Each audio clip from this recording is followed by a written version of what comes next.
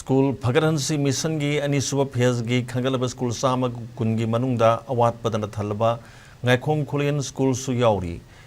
Leingak meetyeng changdrabadi mutkhragani haina DESAM ACCC All Clubs Coordinating Committee Ngaikong Korean ACCC na phongdorli ngasi Ngaikong Korean da pangthokiba paugi mifam amada DESAM gi Secretary Education Oinam Romesh na phongdorkibada National Education Policy 2020 gi makhada pre-primary school education da hapsilaktura school amada pre-nursery dagina class 10 phawba leiri hanak sahi oina mahiroi chanipan hena laigada school asida ozama sing kaya watpana top school kaya da mahiroi chanakhibadagi sahi asigi oina mahiroi chamli gani phuga manga khakta tamli masigi manungda Manipur da thokliba irang asina maram oiduna chaitheng phanglaba mahiroi chama hena yauri school asigi oina lefam thokpo oza kunga mathoi Legadabagi Manung da Oza Tara Mathoi Kak Lady School Asi Headmaster Laitaban Assistant Headmaster na Puduna Lady Home Science Pre-Primary Gi Oza Saukidar Grade 4 Amadi LDC Leite School Pagaransi Mission Gi Makada Lisingani Kungani Togi September Thadagi Netaji Subhash Chandra Bose Abhiyan Vidyalaya Haina Mingthonba Boys Amasung Girls Ke Hostel Ngasi Phawba Loshandana Lady Haiki Hojik Ladiba Ngaikong Korean High School asi pre-primary dagi horakanda awat pasing ase masi lengang athuba matamda hapa machangi masi haphaudaba taragadi lengak nat karamba makhalgi education ama thamba pambano haibase desana wahang amoina hangba phawi tasengna hairabada school ase masi lengak na thamliba mong asidi nongmagi sanjabung onthorokni haiba wafam asini amadi ojasing watliba leitriba ojasing ase masi niyom sumba institution sing thambira kanda ojasing je train tora kanda watliba pre-primary amadi foundational stage tak doriba ojasing ase masi athuba matamda tharakpa machangi Ngaikong High School ase masi lengak na matam sana masi yengsilhodaba taragadi lengak na school ase muthatpada yamna chauba daitama lengak na lore haibase desamna khanjabaga loinana ngasi lebak miyamda amadi lengak ta masi wahang ama khangjarami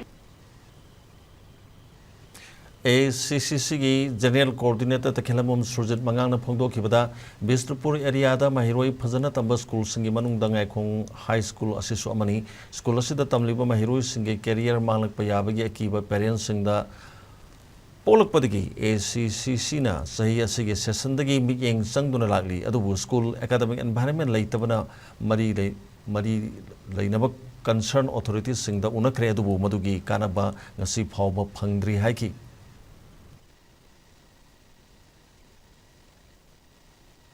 Satra sing sigi academic career si laiba parents sing na kingai oirapadagi haiba concern si hokiba academic session si dagi ACCC na achoba thongdang lo kan school si mutum sing ni insinduna laki si makhat chathajar koina awli jik laiba academic environment si na school da laitaba sin maram moikanda mari leinaba concern authority sing so apun tongan ba press note amadi address tawduna adagi tongan application biduna tanajari adu hoji maki oinati fruitful oidri I fruitful si oinaboi damakta iramdam oinam kendra sigi indalena su mating pangbira kanda haiba potsi oinabo dik chathajari haiba academic career si kadnabagi damakta lainiba mari leinaba concern department authority sing mari leinaba budi makna amtang niang changi rakanda adum laba laiba satra sing sugi career amtang kanbiu haiduna mari leinaba singi pumin sing School asida class 8 tamliba mahiroi Churasanpur Zobeng dagi Tongbram Ranjan na phongdorakibada school asigi ojasing watpana khangningba hangningba kaya phangdre school lakna bahonabada khongna chapana awaba kaya mayok nariba toilet phajana leitriba si lengakna miyeng sangbiu haiki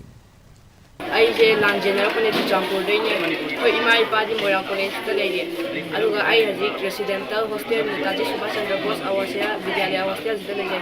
School Lakuda Suyam Waye Ado Koi Awal Padi Khan Melinian Mayam Da Haibene. Bus Wale Koi Kung Lapasuyam Waze. Cha the boy like a boy. Aduga Koi School Hotel City Vision Ozaka Kajam Wale. Sisina students there yam problem to all the Haiba yam wat by